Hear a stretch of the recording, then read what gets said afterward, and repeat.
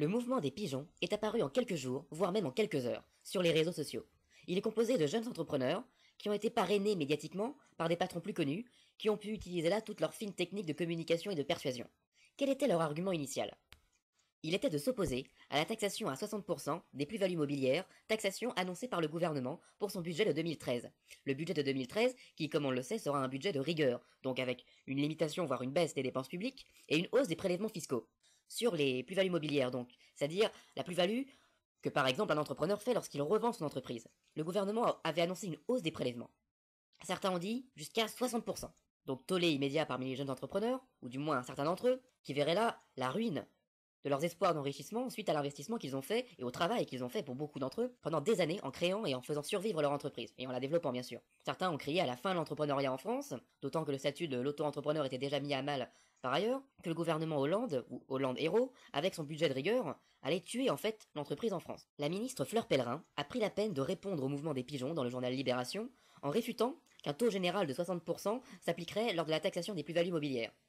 Quant à notre partenaire Johan Duval, il complète en précisant qu'il existe des exonérations sur les plus-values mobilières, par exemple pour les départs en retraite, pour la transmission du capital à un membre de la famille, ou pour le temps passé à la tête d'une entreprise. Plus on a travaillé longtemps à la tête d'une entreprise, plus la taxation sur les plus-values mobilières finales est basse. Cependant, le gouvernement a décidé de revoir sa copie sur certains points.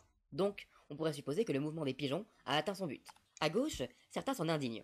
En effet, argue-t-il, des dizaines de milliers de personnes, peut-être 100 000, ont manifesté le 30 septembre. Contre quoi? Ils ont manifesté contre le TSCG, donc le traité sur la stabilité, la coopération et la gouvernance, le traité européen donc qui en fait instaure la rigueur, et il n'y a eu aucune suite. Le gouvernement n'a pas flanché, le gouvernement n'a pas dévié sa ligne d'un pouce, il appliquera le TSCG, il le votera, ses parlementaires le voteront, et il mettra en place ses budgets de rigueur. Alors, pour certains c'est la consternation. Un petit mouvement médiatique, né sur le net, connaissant une croissance fulgurante, sans qu'on sache très bien quelle est la détermination concrète de ses membres, ou son ancrage social, eh bien ce petit mouvement est parvenu à son but, on en est clair. Alors qu'un mouvement de plusieurs dizaines de milliers de personnes, porté par des partis politiques qui ont un poids électoral non négligeable à défaut d'être colossal, c'est-à-dire notamment les partis du front de gauche, eh bien ce mouvement-là n'a donné aucune suite. Moi, la question que je me pose, c'est que faut-il critiquer réellement? Est-ce qu'il faut critiquer les pigeons pour avoir su utiliser les réseaux sociaux, pour avoir su utiliser leur image de marque d'entrepreneur? Ce qui montre au passage que les entrepreneurs ne sont pas si détestés que cela en France, même par le gouvernement, même par un gouvernement PS, et surtout parce que les pigeons ont réussi à taper là où ça faisait mal, c'est-à-dire en faisant craindre, non seulement au gouvernement, mais aussi aux citoyens, à un grand nombre de personnes, le risque d'une fuite des entrepreneurs, le risque d'un désinvestissement, le risque donc d'une perte de recettes, au moment où l'État et la France sont au plus mal sur le plan financier. Autrement dit, les pigeons ont su être efficaces. Ils ont su utiliser leur qualité, la communication, l'importance économique, ils ont surtout su utiliser les craintes des citoyens, mais aussi des gouvernants, et ils ont aussi su utiliser un contexte où, par exemple, le Royaume-Uni prétend être capable d'accueillir chez lui les entrepreneurs français qui voudraient fuir la fiscalité française, et donc ils ont su jouer sur la concurrence entre États. Bref, les pigeons ont su utiliser tous leurs atouts et le contexte de leur époque. A l'inverse, les partis de gauche, qui passent leur temps à manifester, à organiser des grands rassemblements, à faire des discours, ils ne font rien d'autre que répéter des rituels. Je dis bien rituels. Parce que pour moi, surtout alors que j'ai l'expérience des partis de la gauche radicale, il y a un énorme côté religieux dans l'action militante des partis de gauche. Cela fait longtemps que les partis de la gauche radicale, le PCF en premier lieu, ne cherchent plus réellement à se redresser politiquement, ne cherchent plus à reconquérir leur électorat. Ils veulent juste continuer leur action, maintenir ce qu'ils ont. Et pourquoi pas évoluer de temps à autre, vers de nouvelles formes politiques, passer du PCF au front de gauche, ravaler la façade. Mais rien qui soit réellement efficace.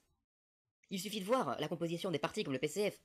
Leur population militante est largement constituée de gens soit très âgés, soit très jeunes. Soit des gens qui restent au parti parce qu'ils ne peuvent plus faire autre chose de leur vie, soit alors des gens qui sont très idéalistes et qui n'ont pas d'expérience réelle du militantisme. En fait, ce qu'il y a de plus risible dans l'indignation des membres du parti de gauche ou du PCF, du front de gauche en général, c'est quand ils disent « Le gouvernement n'a pas tenu compte de nos manifestations, on s'en souviendra ».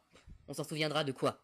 Est-ce que vous croyez vraiment que les électeurs du front de gauche vont arrêter de voter PS au second tour des élections? Il faudrait vraiment que le PS fasse des bourdes énormes pour qu'on en arrive là. En réalité, les partis de la gauche radicale sont les meilleurs éléments, les meilleurs serviteurs, les meilleurs militants qu'un gouvernement PS puisse rêver. Le PS sait très bien que les électeurs du front de gauche voteront toujours pour lui, et il n'a même pas à partager le pouvoir avec eux. Le PS n'a même pas eu à leur offrir des ministères. Après tout, pourquoi le PS ferait-il autre chose que de les ignorer?